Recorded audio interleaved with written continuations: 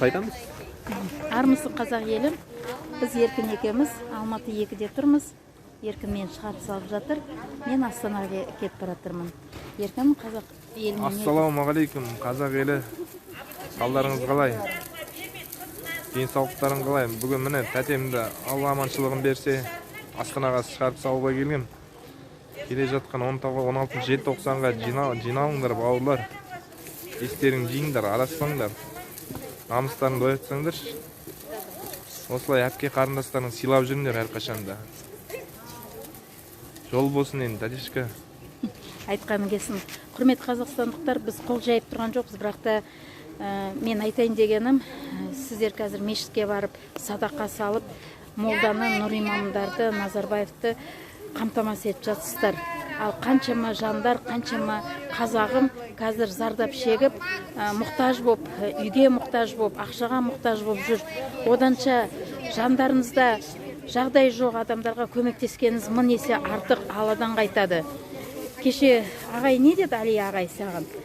Сен жол апатына түскенде Құдай қайда болды? Неге сен құлдық санада жүрсің деп саған үйретті ғой.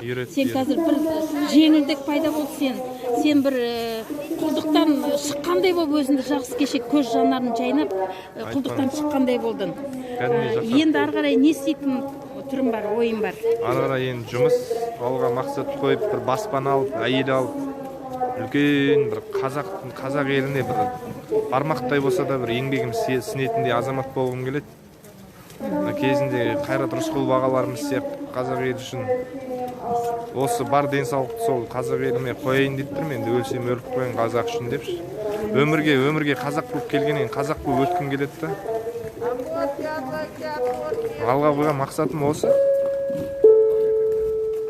Енді біздің оқымызды Али атамыздың сөзін тыңдап, барлығын өзі сезіп біліп, Али ағамыз, атамыз көп сұрақтың астына салып еді.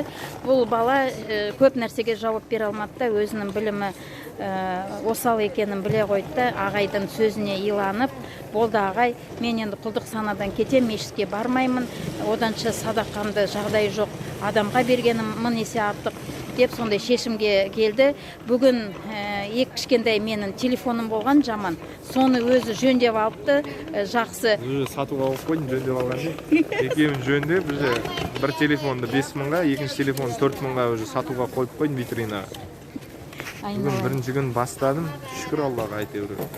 Жұмыс бастадым, кеше Алияға кәдімгідей мотивация берді.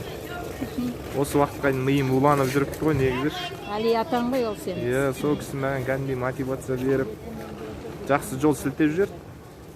Мен сол жолдан таймай, соңғы демім қалғанша еңбек етейін деп тұрмын енді.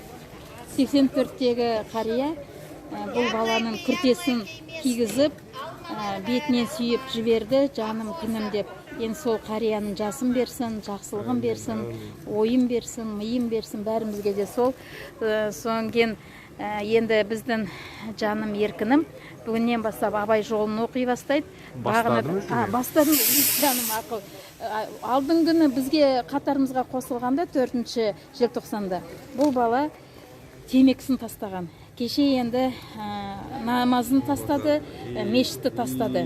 Кітап бастады. Кітап абай жолын оқиды, намаз оқығанша абайды оқиды. Соңген ұялы телефон жөндеуге кірісті. 2 телефонды бір күнде жасап қойған. Жарты күн даже, мін қазір сағат 2 болды. Дабет. 2 телефонды жасап, соны кәдесіне жаратқысы кеп тұр.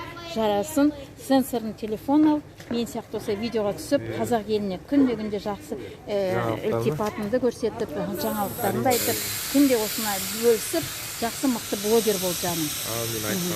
Ал қазақ елім, біз сендер жақсы көреміз, сүйеміз, мақтан тұтамыз. Әрқашан біргеміз бала. Міне спортшы балаларым сендерге дұғай сәлем. Ал жақсы елім.